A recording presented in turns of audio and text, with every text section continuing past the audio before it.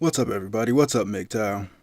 So, in this video, I'm going to be responding to the Crusader and his video series titled The Comment Wars. And this one's going to be responding to the Comment Wars Part 1, which I'll put a link to in the description below. But basically, I guess the Crusader was somebody that I had responded to his comments that he left in my comment section a while ago, and apparently he made a video series responding to my response video that I made to his comments, which I didn't actually know that he had made a series of response videos. I just got it in my home feed or whatever, and so I checked out the videos, and I'm just gonna briefly respond to the points that he's countering in the video, because some of the points might need some extra clarification or something like that. Now, first, to start off, he was saying that my belief in esoteric philosophy was contradictory to my belief in science, and I guess he kind of misdefined the whole thing of esoteric philosophy, because to me, esoteric philosophy is just a belief that a lot of the answers to life's questions are not exoteric or easily explained or explained through some type of readily available outward facing philosophy. Like, for instance, Christianity would be considered an exoteric philosophy because the morals and the teachings are implicit in the writings. It's not supposed to be something that you have to figure out on your own or come to some self-derived conclusion, whereas esoteric philosophy kind of derives a lot of its answers from nature and from symbolism and things like that, where the answers to the questions are not implicit in what you're looking at. And so from that, I mean, people can have any type of philosophical or theosophic belief and still believe in the scientific method, which is just observing reality and coming to conclusions from those observations of reality. I mean, sure, there might be some philosophies or theologies that are against science and some scientific conclusions, but in general, I think most people, observe reality and then come to conclusions from those observations. So I don't really see a contradiction in that.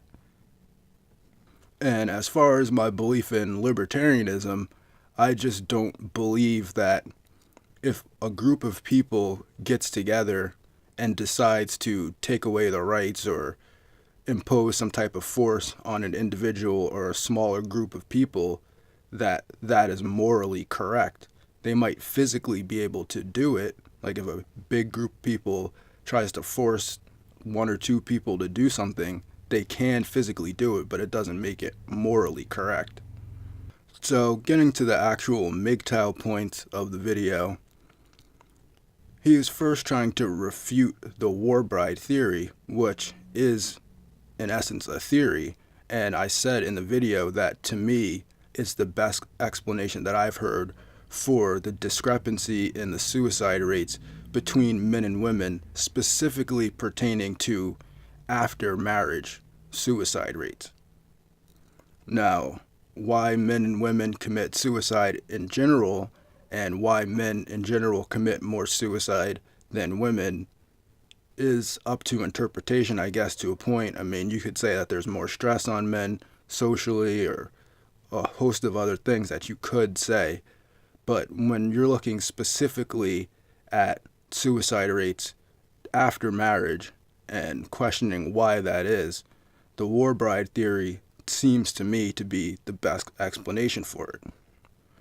Now, the counter argument that Crusader has presented was from a Huffington Post article saying that men are more impulsive, more likely to drink, and more likely to use violent means to commit suicide, like guns and things like that, which is all true, but the same impulsive and more likely to drink man doesn't commit suicide more often when he's getting a gumball out of a gumball machine.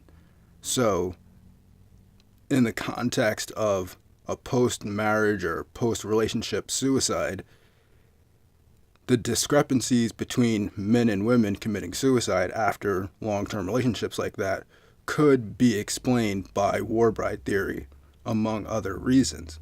And just claiming that men are more impulsive and more likely to drink doesn't really explain the psychological underpinnings of why someone commits suicide, because, like I said, there's certain triggers or certain things that cause people to commit suicide. And, men are not more likely to commit suicide after getting a gumball out of a gumball machine. It seems that directly after a divorce or long-term relationship breakup, there seems to be a discrepancy between the rate of suicide for men and the rate of suicide for women.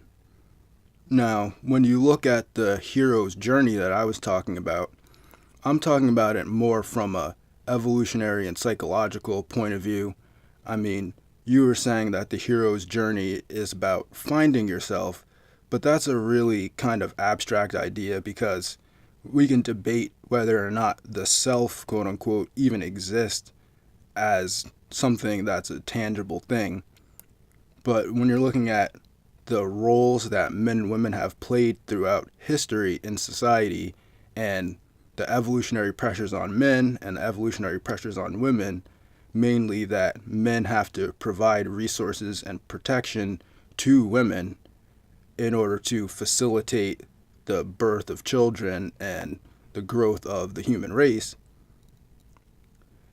it seems very fitting that men would psychologically have ingrained in them the idea that they have to go out into the world and face the world and, kind of have a no holds barred, take no prisoners type of attitude towards life, where women can more sit back and expect to gain resources through men.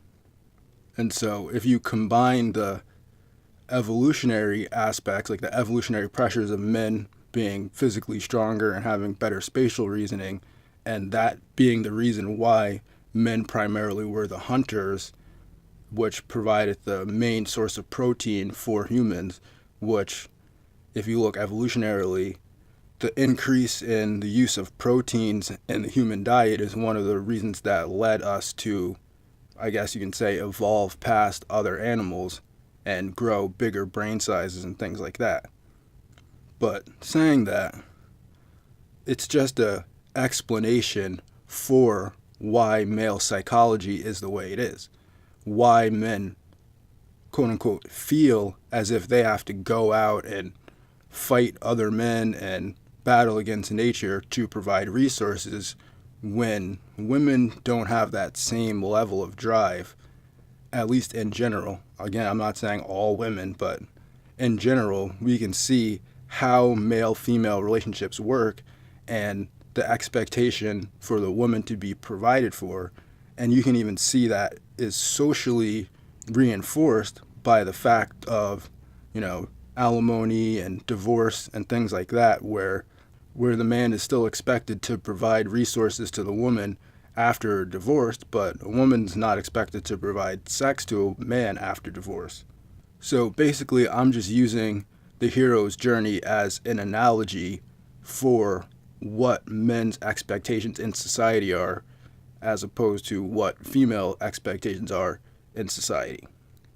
And there is a strong correlation to men having to go out and do things and kind of conquer the world, as opposed to women just having to look good and wait for a male to provide resources to her.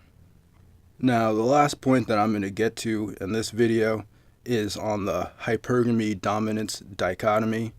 Now, while yes, hypergamy is not the direct opposite of dominance, but when you look at the male and female relationship dynamic, hypergamy and dominance play a similar role in the process of mate selection. We're typically in sexually dimorphic species where the man is the physically dominant part of the species. The males have to either fight each other for resources or territory, things like that, where the females select from the dominant male, which is hypergamy. So men fight each other for resources. And then females select from the victorious male those who they wish to mate with. And that act of trying to select for, or for selecting for the most dominant male, is what MGTOW would typify as hypergamy. So to say that hypergamy is a theory, I mean, I guess you can say it's a theory. You can also say that gravity is a theory too, because there's no way to really prove gravity. But you can observe in reality something that's happening, and in this case, we're titling that thing hypergamy. So first, we're just going to look at dominance and submission, and I'm going to include some clips below of lions mating practices. One is of male lions fighting over territory in females, and the second one is going to be showing a female lion submitting to a male lion that already controls the territory. Now you can see the difference in these two practices, mating practices. One where the male lions are fighting over territory and fighting over the females. The male lions fight each other, and there's no submission from either of the male lions. They both fight each other until the one male lion loses and runs away. And in other instances, the male lion gets killed, the one that loses. And then in that same video clip, you can see after a brief kind of, I guess you would call it a shit test, the female lions submit to the dominant male lion by laying down on the ground, displaying the fact that they don't want to fight against the male lion anymore because he's established himself as the dominant male, which does go back to the war bride theory. And you could say that, you know, anybody in the situation where they're overpowered is going to submit to the person that's overpowering them. But typically in male psychology, males are going to fight back against other males. And that's why the German army had to kill the French army before they could have sex with their women. Now, the second thing is that saying that hypergamy is just a theory within a theory within a theory is kind of disingenuous, because most people typically know that women want a guy that has resources and things like that. And you can see that within the pickup artist community, and you can see it within the trends in marriage.